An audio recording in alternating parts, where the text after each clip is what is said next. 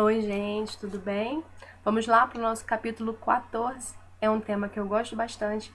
Eu tenho certeza que você também vai gostar. Diz assim: quando Deus parece distante. Em Isaías 8,17 diz: Ele se escondeu do seu povo, mas eu confio nele, e nele ponho a minha esperança. Deus é real, não importa como você se sinta. É fácil adorar a Deus quando as coisas vão bem, quando Ele provê comida, amigos, família, saúde e situações felizes. Mas as eventualidades nem sempre são agradáveis. Então, como você adorará a Deus? O que você faz quando o Senhor parece estar a milhões de quilômetros de distância? A mais profunda adoração é louvar a Deus apesar da dor, dar graças a Ele durante a provação, manter a confiança nele em meio à tentação, render-se a Ele durante o sofrimento e amá-lo quando ele parece distante. Amizades são frequentemente testadas por separação e silêncio. Ou você é separado pela distância física, ou está impossibilitado de se comunicar. Na sua amizade com Deus, nem sempre você se sentirá próximo dele. Philip Yancey observa sabiamente: todo relacionamento passa por períodos de proximidade e distanciamento. E no relacionamento com Deus, por mais íntimo que seja, o pêndulo vai oscilar de um lado para o outro. É aí que a adoração fica difícil. Para amadurecer sua amizade, Deus irá testá-la com períodos de aparente separação. Momentos em que se tem o sentimento de que fomos abandonados ou esquecidos por Deus. Tem-se ainda a impressão de que Deus está a quilômetros de distância. João da Cruz referia-se a esses dias de deserto espiritual, dúvida e distanciamento de Deus como a noite escura da alma. Henry chamava-os o ministério da ausência. Por sua vez, Tozer denominava-os o ministério da noite. Outros o mencionam como o inverno do coração. Com exceção de Jesus, Davi foi provavelmente quem manteve a mais íntima amizade com Deus. O Senhor teve prazer em chamá-lo do homem segundo o meu coração. Apesar disso, Davi frequentemente reclamava da aparente ausência de Deus. Por que, Senhor, tu permaneces afastado na hora do sofrimento? Por que te escondes de mim? Por que te esqueces de mim? Por que está tão distante? Por que ignoras meus pedidos de socorro? Por que me abandonastes? É óbvio que Deus não abandonara realmente Davi, assim como não abandona nem eu nem a você. Ele prometeu várias vezes jamais nos abandonar ou rejeitar, mas Deus não prometeu. Você sempre sentirá a minha presença. Aliás, Deus reconhece que algumas vezes esconde a face de nós.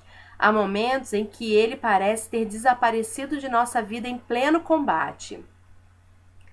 Floyd descreve o que acontece. Certo dia, você acorda e percebe que todas as suas sensações de comunhão espiritual se foram. Você ora, mas nada acontece. Repreende o diabo, mas isso não muda nada. Faz exercícios espirituais. Seus amigos oram por você. Você confessa todo o pecado que consegue imaginar. E então sai por aí pedindo perdão a todos que conhece. Você jejua e nada ainda. Então começa a se perguntar quanto tempo essa escuridão espiritual irá durar. Dias? Semanas? Meses? Será que ela vai acabar? Você tem a impressão de que suas orações simplesmente batem no teto e voltam. Em absoluto desespero, você grita: qual é o meu problema? A verdade é que não há nada de errado com você. Trata-se de uma parte da aprovação e do amadurecimento de sua amizade com Deus. Todo cristão passa por isso pelo menos uma vez, geralmente várias vezes. É doloroso e perturbador, mas absolutamente vital para o desenvolvimento de sua fé.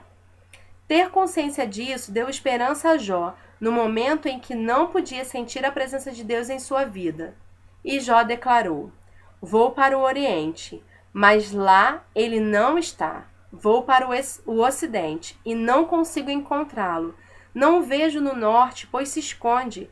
Volto-me para o sul, mas não consigo achá-lo. Contudo, ele conhece o caminho por onde eu ando, e quando me puser à prova, como o ouro a passar pelo fogo, ele me declarará inocente.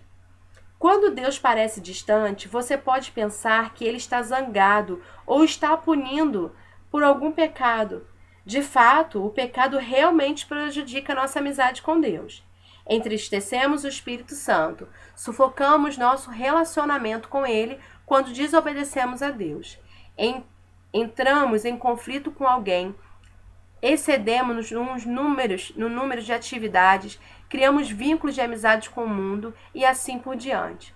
Contudo, frequentemente esse sentimento de abandono e afastamento de Deus não tem nenhuma relação com o pecado. É um teste de fé que todos devemos enfrentar.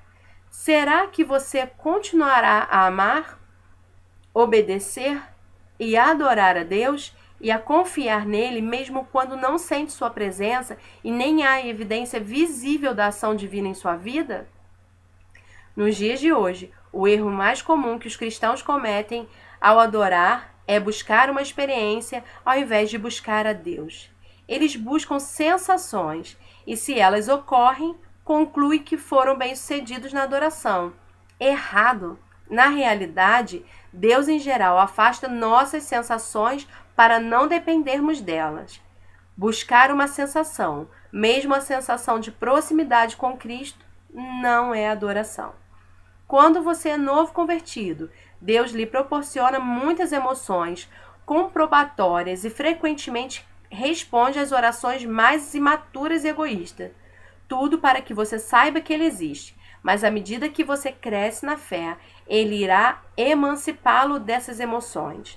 A onipresença de Deus e a manifestação de sua presença são coisas diferentes. Uma é um fato, a outra é frequentemente uma sensação. Deus está sempre presente, mesmo que você não perceba sua presença. E a presença divina é profunda demais para ser medida por uma simples emoção. Sim, Deus quer que você sinta a presença dele, porém está mais interessado em que você confie nele, e não tanto o que sinta. Fé e não sentimentos, é isso que agrada a Deus. As situações que mais põem nossa fé à prova são aquelas em que a vida nos desaponta e não conseguimos encontrar Deus. Isso aconteceu com Jó. Em um único dia, ele perdeu tudo: família, negócios, saúde e todos os bens. E o que é pior, ao longo de 37 capítulos do livro, Deus não diz absolutamente nada. Como louvar a Deus quando você não compreende o que está acontecendo em sua vida e Deus se mantém em silêncio? Como permanecer em comunhão em meio a uma crise se não há nenhum contato? Como manter os olhos em Jesus quando eles estão cheios de lágrimas? Faça o que Jó fez. Então, prostou-se, rosto em terra, em adoração, e disse: Saí nu do ventre da minha mãe, e nu partirei. O Senhor o deu, o Senhor o levou. Louvado seja o nome do Senhor. Diga a Deus exatamente como você se sente. Derrame seu coração perante Ele. Descarregue todos os seus sentimentos. Jó fez isso. Não posso ficar calado. Estou aflito, tenho de falar, preciso me queixar, pois o meu coração está cheio de amargura. Quando Deus lhe pareceu distante, ele clamou: Como tenho saudade dos dias do meu vigor, quando a amizade de Deus abençoava minha casa. Deus pode lidar com as suas incertezas, sua raiva, seu sofrimento, sua confusão e suas indignações. Você sabia que admitir seu desespero para Deus pode ser uma declaração de fé? Confiando em Deus e sentindo desespero ao mesmo tempo, Davi escreveu: Cri, por isso falei. Estou completamente arruinado. Parece uma contradição confiar em Deus e sentir-se destruído. A franqueza de Davi, na verdade, revela uma fé profunda. Em primeiro lugar, ele acreditava em Deus. Em segundo lugar, acreditava que o Senhor ouviria sua oração. Em terceiro lugar, ele acreditava que Deus lhe permitia expor todos os sentimentos e ainda assim o amaria. Concentre-se no Deus imutável. Independentemente das circunstâncias e de como esteja se sentindo, apegue-se ao caráter imutável de Deus. Lembre-se daquilo que é eternamente verdadeiro a respeito dele. Deus é bom, ele me ama, está comigo, sabe pelo que eu estou passando, preocupa-se comigo e tem um bom plano para a minha vida. Assim disse Raymond Edman: nunca duvide na escuridão de que Deus lhe disse na luz. Quando a vida de Jó veio abaixo, sob o silêncio de Deus, o patriarca ainda achou os seguintes motivos para adorá-lo. Ele é bom e amoroso. Ele é poderoso. Ele repara em cada detalhe da minha vida. Ele está sob controle. Ele tem um plano para a minha vida e ele vai me salvar. Confie em Deus, confie que Deus cumprirá o que ele te prometeu. Em tempos de deserto espiritual, você deve confiar pacientemente nas promessas de Deus e não nas próprias emoções. Procure entender que Ele o está levando a um nível mais profundo de maturidade. É frívola a amizade baseada em emoções. Então, não fique preocupado com os problemas. As circunstâncias não podem mudar o caráter de Deus. A graça do Senhor ainda é abundante. Ele ainda cuida de você, mesmo quando você não pode senti-lo. Na ausência de circunstâncias, Jó se apegou à palavra de Deus. Ele disse: não me afastei dos mandamentos dos teus lábios. Dei mais valor às palavras da sua boca do que ao meu pão de cada dia. Essa confiança na palavra de Deus fez com que Jó permanecesse fiel, ainda que nada fizesse sentido. Sua fé se manteve forte em meio à dor. Deus pode até me matar, mas ainda assim confiarei nele. Quando você se sente abandonado por Deus e ainda assim mantém a confiança nele, significa que você o está adorando da maneira mais profunda, apesar dos sentimentos conturbados. Lembre-se do que Deus já fez por você. Se Deus nunca tivesse feito nada por você, ele ainda mereceria seu louvor ininterrupto por toda a vida, por causa do que Cristo fez lá na cruz por você. O Filho de Deus morreu por mim e por você. Esse é o maior de todos os motivos para adorar a Deus. Infelizmente, esquecemos os detalhes cruéis do torturante sacrifício que Deus fez ao nosso favor. A família gera complacência.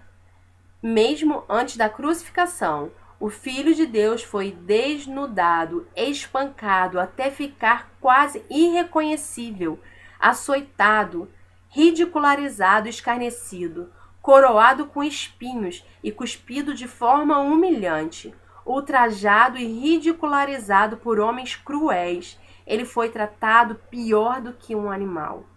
Então, quase inconsciente pela perda de sangue, foi forçado a arrastar uma cruz colina acima, pregado nela e deixado para morrer em lenta e excruciante agonia. Enquanto seu sangue escorria, escarnecedores ao seu redor gritavam insultos, desafiando sua afirmação de que era Deus. Em seguida, pelo fato de Jesus ter assumido a culpa pelos pecados de toda a humanidade, Deus desviou os olhos daquela horrível visão e Jesus gritou em total desespero: meu Deus, por que me abandonastes? Jesus poderia ter se salvado, mas assim não poderia salvar nem a mim nem a você. Palavras não podem descrever as trevas naquele momento. Por que Deus permitiu e suportou tão medonho ato de crueldade? Por quê? Para que você fosse poupado da eternidade no inferno e pudesse compartilhar a glória divina para sempre. A Bíblia diz: em Cristo não havia pecado, mas Deus colocou sobre Cristo a culpa dos nossos pecados para que nós, em união com Ele, vivamos de acordo com a vontade de Deus. Jesus desistiu de todas as coisas para que você pudesse ter todas as coisas. Ele morreu para que você pudesse viver para sempre. Somente isso já valeu seu agradecimento e louvor contínuo. E justifica nunca mais se perguntar por que motivo eu devo ser grato. Um tema para reflexão. Deus é real, a despeito de como você se sente. Um versículo para memorizar. Deus disse, eu nunca os deixarei e jamais os abandonarei. Está em Hebreus 13:5. E uma pergunta para meditação. Como faço para me concentrar na presença de Deus? Especialmente quando Ele parece distante. Querido, tudo aquilo que Jesus fez por nós, sabe? Fez por mim, fez por você naquela cruz. Já é motivo suficiente para que toda a nossa vida a gente venha adorar o Senhor. Porque Ele é o único digno de toda a honra e de toda a glória. E Ele merece o nosso louvor para sempre. Muito obrigada por você ter ficado aqui e te aguardo para o próximo capítulo. Deus te abençoe.